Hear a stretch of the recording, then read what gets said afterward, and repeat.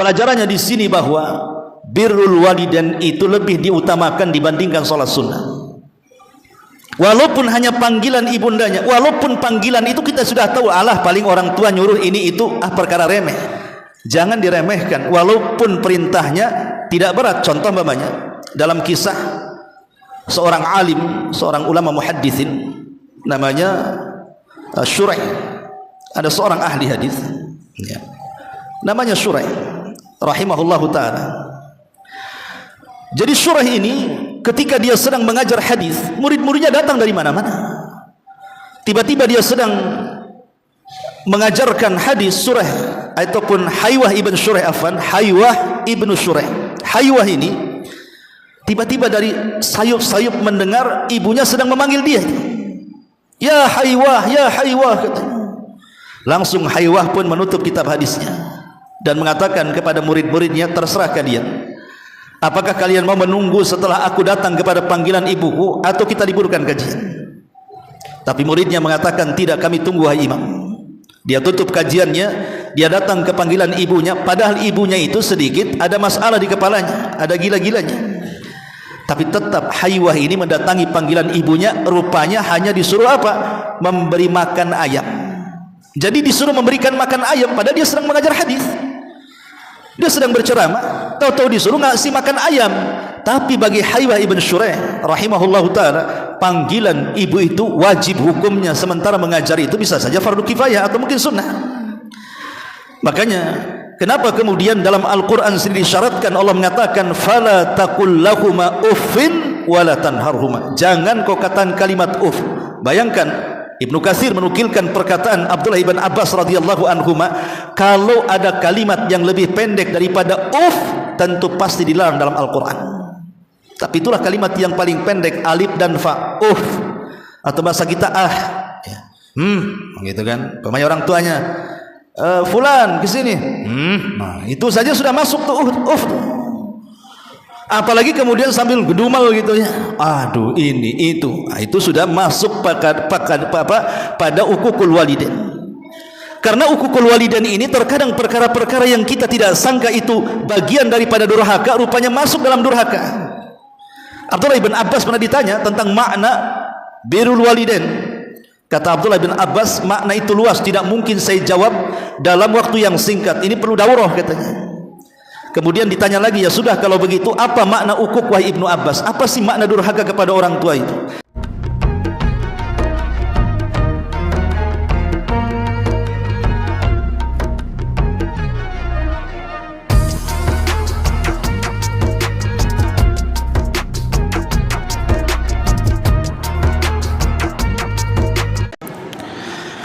Assalamualaikum warahmatullahi wabarakatuh. Alhamdulillah wassalatu wassalamu ala rasulillah wa ala alihi wa sahbihi wa mawalah wa la hawla wa la quwata illa billahi wa ba'du. Alhamdulillah, di malam hari ini kembali kita bisa melaksanakan salat tarawih berjamaah, dan kita lanjutkan kajian kita masih membahas kisah-kisah Bani Israel. Ma'asyiral muslimin yang dimuliakan Allah Subhanahu wa taala, untuk kisah kali ini tidak terdapat isyaratnya di dalam Al-Qur'anul Karim. Tapi kisah ini tercantum dalam hadis sahih yang dikeluarkan dari Imam Al-Bukhari dan juga Muslim dari sahabat Abi Hurairah radhiyallahu anhu. Mungkin sebagian kita sudah mendengar kisah ini, tapi tidak mengapa kita ulas kembali dan kita ambil hikmah dan pelajarannya. Kisah ini disebut kisah Juraij Al-Abid, seorang ahli ibadah yang bernama Juraij yang hidup di zaman Bani Israel. Abu Hurairah radhiyallahu anhu menukilkan perkataan Nabi sallallahu alaihi wasallam, lam yatakallam fil mahdi illa thalatha. Tidak ada bayi yang bisa bicara dalam ayunan ibundanya kecuali 3 bayi. Pertama, Isa bin Maryam. Dia bisa bicara saat dalam buayan ibundanya tercinta Maryam bintu Imran. Yang kedua, Sahib Jurayz yang kita akan kisahkan di sini. Dan yang ketiga, bayinya Masyitah, tukang sisir dari putri Fir'aun. Ketika hendak dilempar bayinya ke dalam kewali yang penuh dengan zait dan minyak itu, tiba-tiba ibunya hampir saja melepaskan keimanannya. Tapi sang bayi mengatakan, "Wahai ibunda, jangan kau sedihkan diriku, karena engkau berada di atas kebenaran." Inilah 3 bayi yang bisa bicara dari bayi-bayi ajaib di dunia. Isa bin Maryam, kemudian bayi yang kita akan kisahkan dalam kisah Jurayz, dan juga bayinya Masyitah tukang sisir putri Fir'aun. Dan kesemuaan adalah keajaiban dan kuasa Allah subhanahu wa ta'ala. Bagaimana kisah Jurayz ini? Jurayz ini pada awalnya dia seorang pedagang dan sukses dalam perniagaannya, menjadi orang kaya. Tetapi yang namanya kekayaan itu terkadang datang, terkadang pergi. Itulah sifat dunia. Boleh jadi dunia yang meninggalkan kita, atau kita yang meninggal dunia. Akhirnya satu waktu Jurayz ini mengalami kebangkrutan, sehingga dia menjadi miskin. Dari situ dia berpandangan bahwa perniagaan itu tidak ada kebaikan bagi kehidupannya. Akhirnya dia pun berniat untuk i'tizal, berlepas diri dari dunia dan fokus beribadah kepada Allah subhanahu wa ta'ala. Kemudian dibangunkan satu sauma'ah, tempat ibadah yang terbuat dari tanah.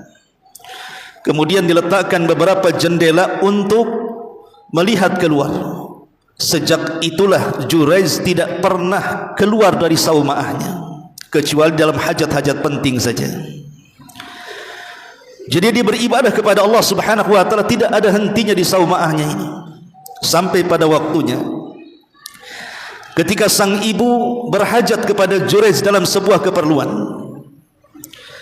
maka ibunya kemudian memanggil-manggil dan mengatakan, "Ya Jurayz, ya Jurayz, wahai Jurayz, kemari."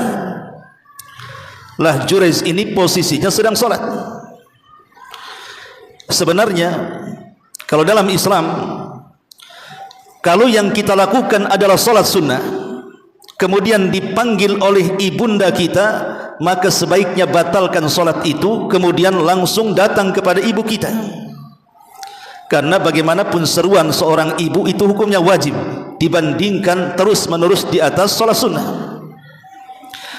Tapi kalau seandainya kita sedang sholat wajib, kemudian ibu kita memanggil-manggil, maka seharusnya memperpendek sholatnya, memperpendek bacaannya supaya cepat datang kepada panggilan ibundanya. Tapi Jurayz ini adalah sang abid, ahli ibadah, dan tidak memiliki pengetahuan soal itu. Padahal dia sedang sholat sunnah, harusnya dibatalkan itu sholatnya. Malah kemudian dalam hatinya Jurayz pun berpikir, kalau saya batalkan sholat saya sama dengan durhaka kepada Allah. Tapi kalau saya tidak membatalkannya, sama pula saya durhaka kepada orang tua. Maka terjadilah perang batin di hati Jurayz ini. Akhirnya dia memilih meneruskan sholatnya dibandingkan memenuhi panggilan ibunya. Dan ini kejadiannya berkali-kali. Yang namanya seorang ibu, ikhwan, ini penting antum harus pahami, bagi antum yang punya ibu. Seorang ibu itu punya kecemburuan kepada anaknya. Seorang ibu itu punya kecemburuan kepada anaknya. Dia tidak mau anaknya itu berpaling kepada hal-hal yang lain dibandingkan kepada dirinya. Itulah yang mengakibatkan ibunda Jurayz ini marah kepada Jurayz. Tapi semarah-marahnya seorang ibu kepada anak, walaupun dia berdoa keburukan kepada anak, tidak lain dan bukan karena luapan emosi dan kasih sayang. Makanya karena sudah berkali-kali ibundanya memanggil Jurayz asik sholat sunnah terus, maka ibundanya berdoa, "Allahumma la tumithu tumithu hatta yanzura ila wujuhil mumisati. Ya Allah, jangan kau wafatkan putraku Jurayz ini sampai dia melihat wajah-wajah wanita-wanita pelacur. Subhanallah. Nasib baik ibunya tidak mengatakan apa? Ya Allah, jangan kau matikan Jurayz ini sampai dia berzina dengan seorang pelacur. Tidak, ibunya tidak mengatakan begitu. Karena bagaimanapun kesalnya seorang anak, tidak mungkin seorang ibu menjerumuskan kepada perkara dosa besar. Cuma saking kesalnya saja dia mengatakan, ya Allah, jangan kau wafatkan si Jurayz sampai wajah dia melihat wanita-wanita pelacur. Hanya melihat wanita-wanita pelacur. Saking kesalnya. Karena begini, ikhwatu fiddin, muliakan Allah Subhanahu wa taala, doa seorang ibu ini bisa saja mustajab. Sampai ada seorang syekh bercerita. Jadi ada anak remaja saking nakalnya. Jadi orang tuanya ini marah. Akhirnya mendoakan kepada anaknya dan mengatakan, semoga ada peluru yang bersarang di kepalamu, katanya. Saking marahnya ini seorang ibu kepada anak remajanya ini. Terucap kalimat seperti itu. Mudah-mudahan ada peluru yang bersarang di kepalamu, katanya. Rupanya berjalan waktu, anak ini tumbuh menjadi besar dan dewasa. Dan ini kejadiannya di Arab Saudi sana. Ketika sudah dewasa, sudah memang harus mencari pekerjaan, akhirnya dia masuk dalam dunia ketentaraan. Mungkin kalau di Indonesia ini mungkin daftar jadi anggota Polri atau TNI begitu. Jadi saat latihan, kawannya ini bermain-main dengan pistol, disangkanya serongsongnya kosong. Kemudian diletakkan di kepalanya. Subhanallah, ketika pelatuknya ditarik, rupanya masih tersisa satu peluru di serongsongnya itu. Masuklah peluru ini ke dalam kepalanya, seketika kemudian dia meninggal dunia. Otomatis orang tuanya sedih. Tapi ibunya teringat 20 atau puluhan tahun yang silam. Ketika anak ini remaja, dia pernah mengatakan saat anaknya nakal, semoga ada peluru yang bersarang di kepalanya. Subhanallah, terkadang doa orang tua itu terkabulkan setelah terlupakan doanya. Sudah bertahun-tahun, rupanya baru dikabulkan oleh Allah Subhanahu wa taala. Ini pula yang terjadi kepada Jurayz. Jadi ketika ibunya mengatakan, Allahumma la tumithu hatta yanzura ila wujuhil mumisat. Ya Allah, jangan kau wafatkan putraku sampai dia melihat wajah-wajah wanita-wanita pelacur. Subhanallah. Di zaman itu, yang namanya orang baik, tidak semua orang senang. Sama di zaman sekarang, ada orang yang berbuat baik, tidak semua orang senang dengan kita. Apalagi orang berbuat jahat. Karena memang ridha manusia itu sesuatu yang tidak mungkin diraih. Tidak mungkin orang itu mengumpulkan semua manusia suruh cinta kepada kita. Pasti ada yang suka, ada yang tidak. Lah ada orang-orang yang hasad dan dengki kepada Jurayz ini. Akhirnya ingin menghancurkan reputasinya, ingin menghancurkan kehormatannya, kemudian menyewa wanita pelacur agar menggoda sang Jurayz ini. Tapi Jurayz ini juga bukan semata-mata manusia biasa, dia wali daripada wali-wali Allah Subhanahu wa taala. Dia bisa mempertahankan keimanannya. Setiap wanita ini menggoda si Jurayz, tidak mempan. Sampai pada waktunya akhirnya bersiasatlah wanita licik pezina ini berzinah dengan salah seorang penggembala kambing yang hidup di sekitar saumaahnya Jurayz itu. Berjalannya waktu, hari, minggu, bulan, hamilah wanita ini, kemudian melahirkan seorang anak. Lah ketika kemudian wanita ini melahirkan seorang anak, mulai dia memfitnah Jurayz. Dia bersumpah dengan sumpah palsu di hadapan manusia bahwa bayi yang dilahirkannya adalah bayi sang Jurayz. Ya, Jurayz pun geram akhirnya. Kemudian dia bertanya kepada wanita itu, apa betul bayi yang kau lahirkan adalah bayiku? Kata wanita ini, iya, ini bayimu. Kata Jurayz, aku tidak pernah berhubungan dengan kamu. Tapi tetap wanita licik ini bersumpah bahwa itu bayinya, sehingga memancing orang-orang di sekitarnya marah kepada Jurayz karena tidak mau bertanggung jawab. Disitulah kemudian jatuh kehormatan sang wali Allah ini. Oh, rupanya dia seorang pezina, rupanya dia menghamili anak orang, rupanya dia punya anak hasil zinahnya. Maka masyarakat marah, kemudian menghancurkan tempat ibadah si Jurayz itu. Kemudian setelah dihancurkan tempat ibadah Jurayz ini, Jurayz dilaporkan kepada hakim yang ada di daerah itu. Kemudian ditangkap. Kemudian diinterogasi, apakah engkau memang betul menggauli wanita itu, menghamilinya, dan itu adalah putramu? Tetap Jurayz tidak mengakui karena memang tidak bersalah. Dia tidak melakukannya. Sampai akhirnya sang hakim pun memvonis Jurayz dan akan dihukum mati. Karena hukuman di zaman itu seperti itu. Ya. Kalau di zaman sekarang biasa aja, nggak dihukum ya, malah sengaja dihamili anak orang pula. Akhirnya kemudian sang Jurayz pun pulang. Di tengah perjalanan dia melewati, mungkin bahasa kita ini lokalisasi, tempat wanita-wanita remang-remang, tempat wanita gelap-gelap gitu ya, wanita pelacur. Kemudian dia berhenti di depan lokalisasi itu. Kemudian berteriak Jurayz ini kepada wanita yang mengklaim dia dihamili oleh dirinya. Dan Jurayz mengatakan, mana wanita yang mengaku berzina denganku dan punya anak? Tiba-tiba wanita itu keluar dan membawa bayinya. Lah dari sini Jurayz kemudian mengumpulkan manusia bahwa dia tidak bersalah, dan dia minta izin kepada manusia di zaman itu untuk mengambil wudhu dan solat 2 rakaat. Di sini juga sebuah pelajaran bahwa solat itu adalah perkara penting dalam kehidupan kita. Kalau kita ada masalah berat, segera solat. Itu yang diajarkan Nabi SAW. Kata Hudzaifah ibn Yaman radhiyallahu an, kana Nabi SAW idza hazabahu amrun fazi'a ila salat. Rasul itu kalau ada masalah yang genting, tidak bisa keluar dari masalah itu, maka Rasul langsung salat. Kenapa? Karena tahu bahwa masalah itu datang dari Allah dan Allah yang akan menyelesaikannya. Maka salat itu menghubungkan tali kita dengan Allah Subhanahu wa taala. Ketika Jurayz selesai salat, kemudian Jurayz pun memanggil bayi itu untuk diletakkan di hadapannya. Kemudian dicubit dan mengatakan, "Man abuka ya gulam?" Siapa bapakmu sebenarnya? Di sinilah keajaibannya, tiba-tiba bayi ini bicara, kemudian mengatakan, "Abi ra'al ghanam." Bapakku adalah penggembala kambing.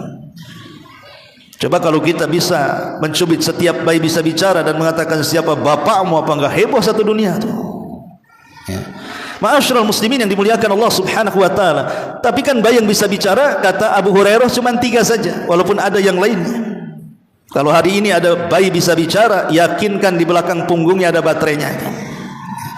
Ma'asyiral muslimin yang dimuliakan Allah Subhanahu wa taala. Ketika kemudian bayi itu berbicara dan mengatakan ayahku penggembala kambing, barulah kemudian manusia sadar yang tadinya sudah merobohkan tempat ibadah Jurayz, mereka minta maaf.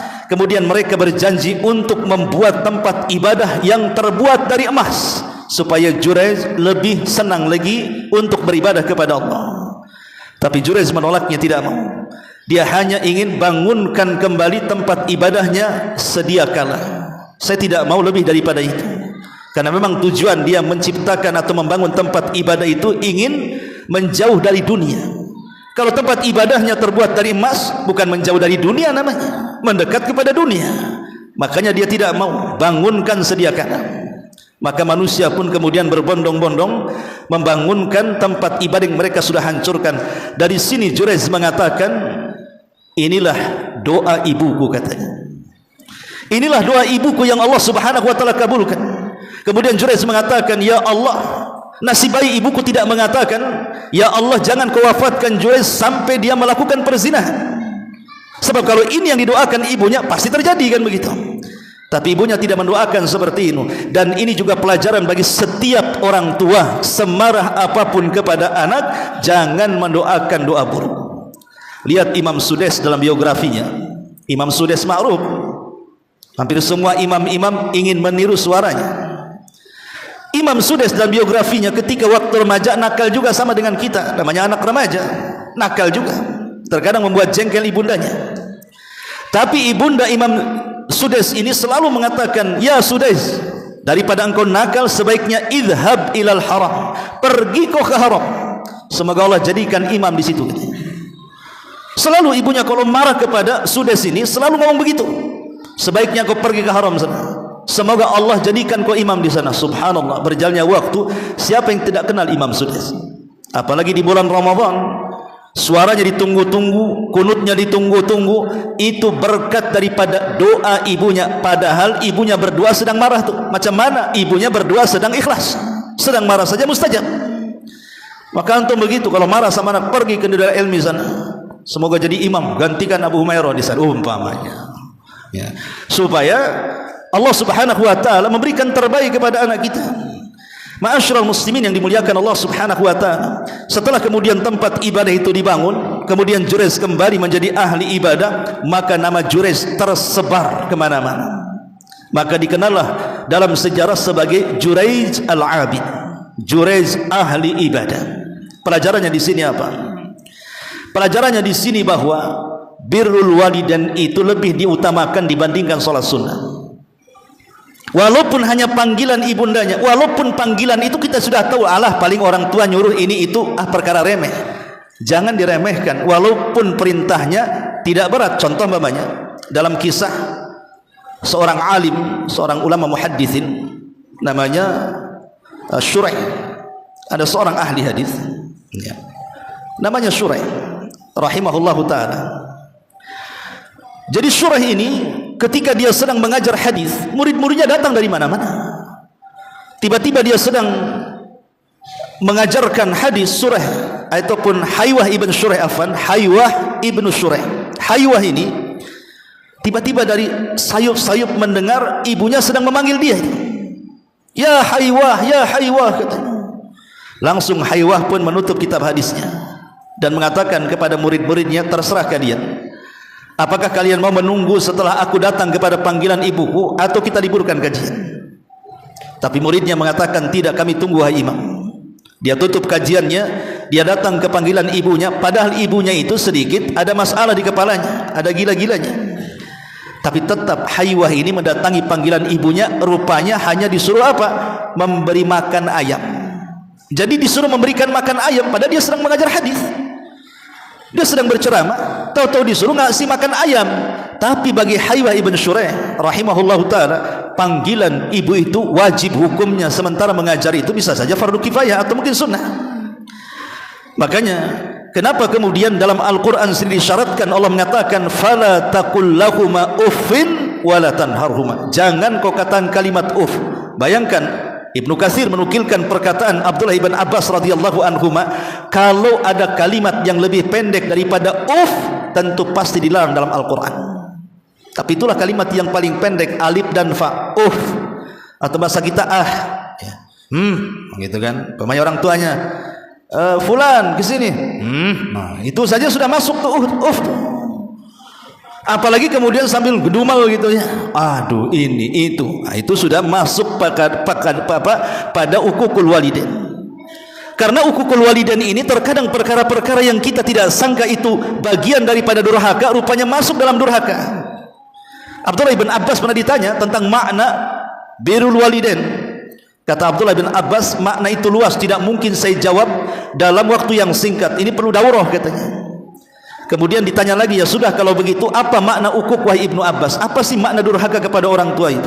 Maka Ibnu Abbas mengatakan, semata-mata engkau kebutkan pakaianmu seperti ini, dikebutkan seperti ini, kan namanya di padang pasir kan mesti ada debunya tuh ya. Semata-mata mengebutkan pakaianmu, kemudian debunya terbang ke muka ibumu, maka itu sudah dianggap ukukul walidain, kata Ibnu Abbas. Hanya semata-mata mengebutkan pakaian, padahal kan tidak ada tujuan untuk memberikan debu kepada wajah orang tua kita kan, karena terkadang debu itu juga tidak terlihat, hanya tertempa angin. Makanya kalau mengebutkan sesuatu jauh-jauh dari orang tua, boleh jadi ada debu yang terbang kemudian terkena wajahnya, karena Ibnu Abbas menganggap itu bagian daripada ukukul walidain, itu bagian daripada durhaka kepada orang tua. Maka dari sini penting, apalagi di bulan Ramadan, maka silaturahim kepada orang tua itu adalah perkara yang sangat besar setelah mentauhidkan Allah Subhanahu wa taala. Ini yang bisa sampaikan, mudah-mudahan ada manfaatnya. Subhanaka bihamdika asyhadu an la ilaha illa anta astaghfiruka wa atubu ilaik. Allahu taala alam. Assalamualaikum warahmatullahi wabarakatuh.